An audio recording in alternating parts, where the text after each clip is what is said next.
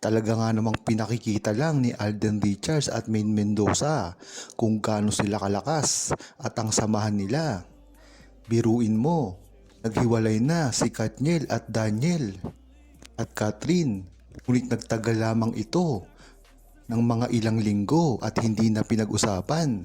Ngunit si Maine Mendoza at Alden Richards, simula sa mga nakaraang taon hanggang ngayon, tuloy-tuloy pa rin ang mga pinag-uusapan ng mga mainstream channel, mga vloggers, mga reporter, iba pa. Kaya makikita mo talaga kung bakit sinisira itong dalawang ito dahil talagang napakalakas nila.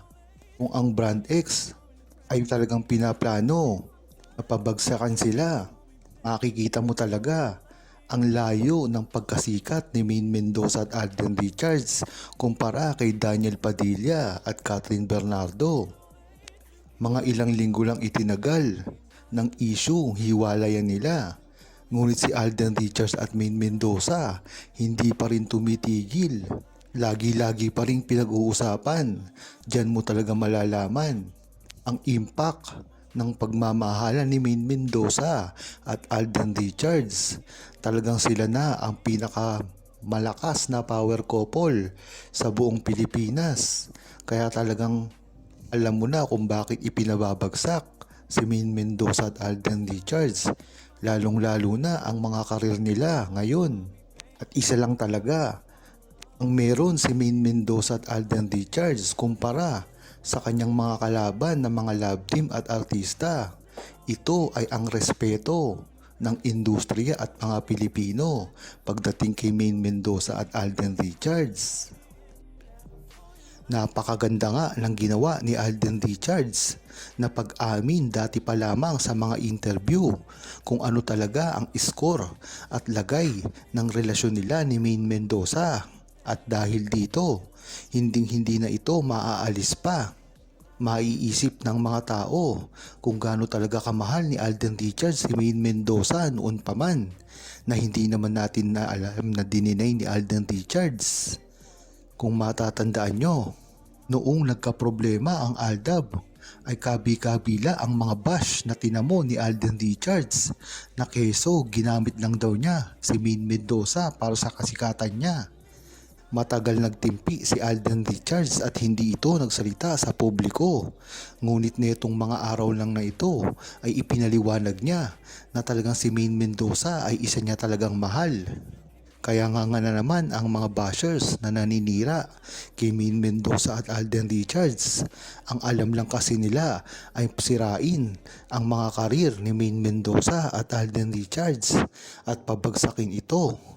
Wala naman nakikitang mga pagbabago ang ginagawa nila dahil hanggang ngayon, tignan mo ang katayuan ni Maine Mendoza at Alden Richards.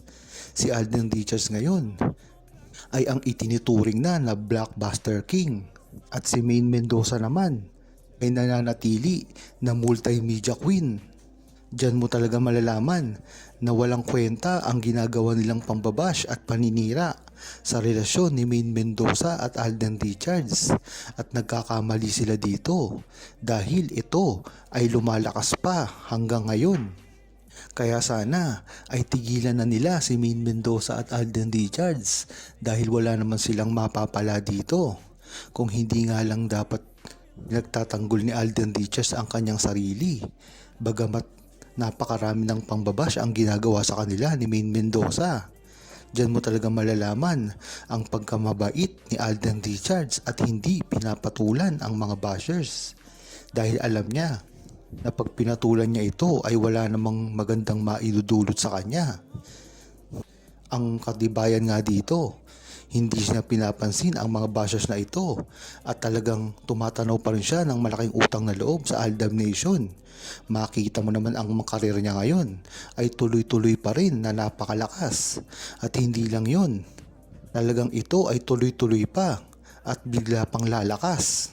At sasagarin na ito ng buong Aldab Nation dahil pag nagsamang muli si Alden Richards at Maine Mendoza sa isang pelikula o proyekto ay tiyak Gagawa naman ito ng isang world record na talagang hindi na kayang burahin sa history ng pelikula at ng buong Pilipinas. Masayang ang ginawa ni Alden Richards at Maine Mendoza kung ano man ang natatamo nila ngayon sa kani-kanilang buhay. Kung matatandaan nyo, ay talagang nahihirapan sila dati sa mga ganitong bagay pagka ang mga pinag-uusapan na ay ang love life nila.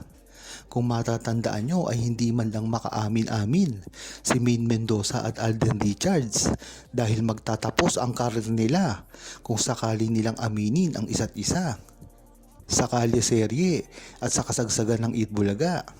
Ngunit pagdating ng mga ilang taon ay ganun din ang nangyari. Hindi naman nila maamin ang kanilang tunay na relasyon dahil naman sa kontrata. Kung matatandaan nyo ay iniwasan din ni Maine Mendoza ang kontrata sa GMA7 na network ni Alden Richards. Siguro nga ay nakapag-isip-isip si Maine Mendoza na kung sakaling pupunta siya at pipirma siya at sasama siya sa GMA ay tiyak maipapartner siya sa iba. Ito ay nakasaad sa kanyang kontrata.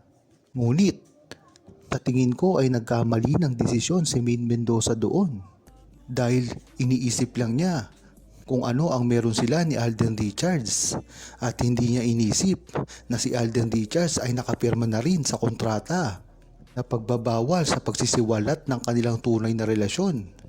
Kaya kung ako ang tatanungin nyo, dapat ay nagsakripisyo na si Maine Mendoza at Alden Richards at nilagdaan na kontrata para magsama sila ni Alden Richards sa iisang network. Sa gayon ay hindi nagkaproblema ang dalawa at hanggang ngayon ay tuloy-tuloy ang pagsasama nila kahit pa natatambal sila sa iba't ibang mga partner. Ngunit ang maganda dito, tuloy-tuloy pa rin ang pagsasama nila on-cam at off-cam at hindi nila ito masyado ibinubunyag sa publiko dahil rin naman ito sa pag-aaway na naganap sa GMA7 at sa pagitan ng TVJ. Kaya malamang hinay-hinay rin sila dito sa pagtukso kay Alden Richards kay Maine Mendoza. Naiintindihan niya ng buong Aldab Nation dahil nga naman akalakaran pa lang dati ay nahihirapan na magsama si Maine Mendoza at Alden Richards dahil tensyon na nagaganap sa GMA at nung nasa GMA pa ang Itbulaga. Huwag kalimutang mag-subscribe, comment at i-like ang video na ito. Thanks for watching!